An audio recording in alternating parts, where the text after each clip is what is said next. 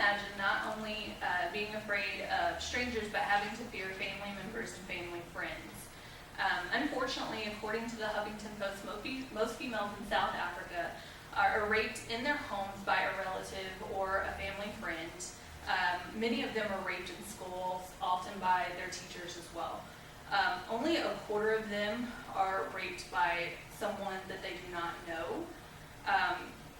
There also appears to be no limits for their violent sex offenders in South Africa, because there have been women, men, children, and elderly that have unfortunately felt the wrath of these sex offenders.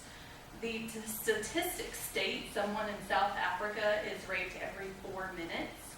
However, in 2012, only 66,196 incidents were reported, and of those investigations, there were only 4,500 convictions.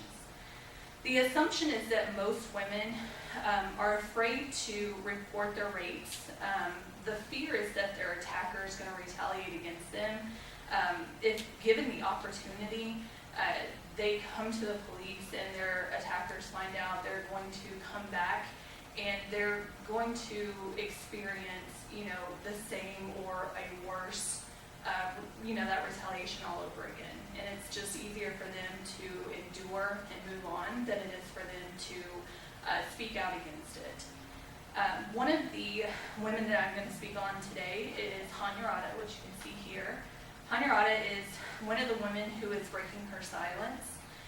She was kidnapped by militiamen in 2002 and forced into a sexual slavery. She was held for nearly a year and was publicly gang raped, endured unspeakable violence, and was humiliated publicly. She happened to escape her captors and ended up walking approximately 150 miles to safety. At that point, she's expecting to come home to, be welcomed by her family.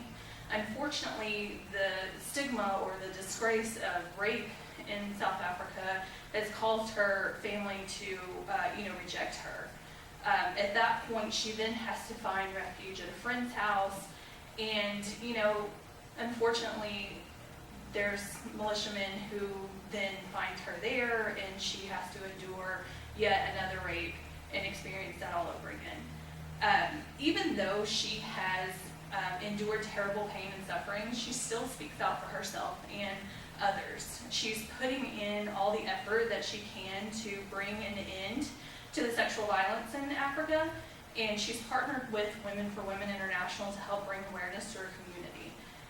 To help other victims to find strength to come forward so that they can start rebuilding their lives. It's important that they realize that they are a valuable member in their community. There's one specific incident that opened a lot of eyes to the situation in Africa, and that it really affected the people in Africa, but those of the other parts of the world, including the United States as well. That would be the gang rape, mutilation, and death of Anine Williamson.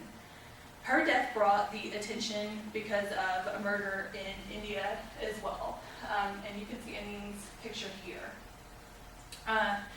This gang rape and mutilation was one of the worst, and that's why it was so brutal, because she had broken fingers and legs, and her throat was slit. It was terrible. It was just a terrible mutilation, and it brought a lot of light.